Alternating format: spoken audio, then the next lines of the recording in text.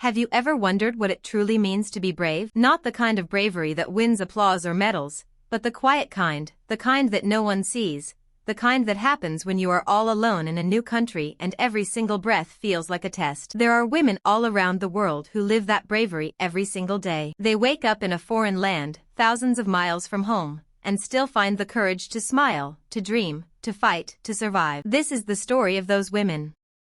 Amina's story begins in a small house painted blue, at the edge of a dusty road in Lahore. She grew up watching airplanes fly over her roof, wondering what life was like beyond those clouds. Her mother used to say, "The world is big, but a woman's heart is bigger." Amina never forgot those words. She dreamed of studying abroad, of earning her own name, of proving that women could be both gentle and strong. The night she received her visa, she couldn't sleep. She stood by the window, looking at the stars, whispering prayers of gratitude and fear. It wasn't easy leaving her family, her friends, her comfort. But deep down, she knew courage is not the absence of fear, it's walking forward despite it. The morning she left, her mother pressed a small pendant into her hand, a silver heart on a thin chain. "This will remind you of home," she said. Amina smiled, hiding her tears. The airport smelled of new beginnings and old memories. As the plane lifted off the ground, she felt her heart sink and soar at the same time. When she landed in New York, everything felt different. The air was sharper, the faces were unfamiliar, the language around her sounded like a song she couldn't quite understand. The lights of the city blinded her, yet deep inside she felt a flicker of excitement. She didn't know that the hardest days of her life were waiting just ahead.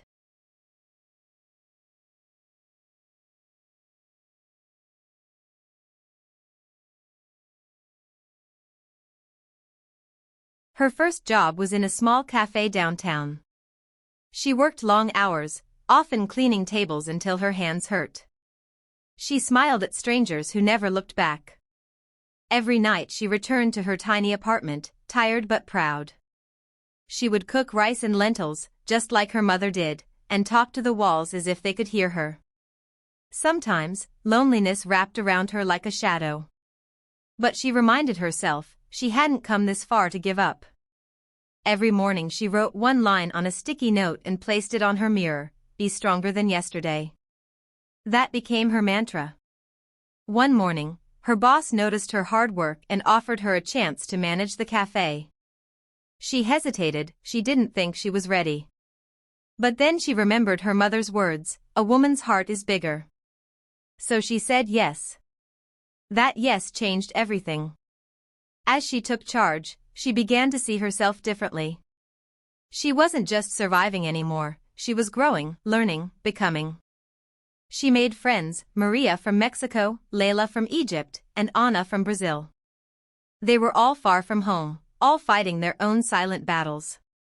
Sometimes, during their coffee breaks, they shared their stories, stories of families left behind, of dreams that refused to die. They laughed, they cried, they promised to never let each other fall. One evening, after closing the cafe, they walked together down the city street.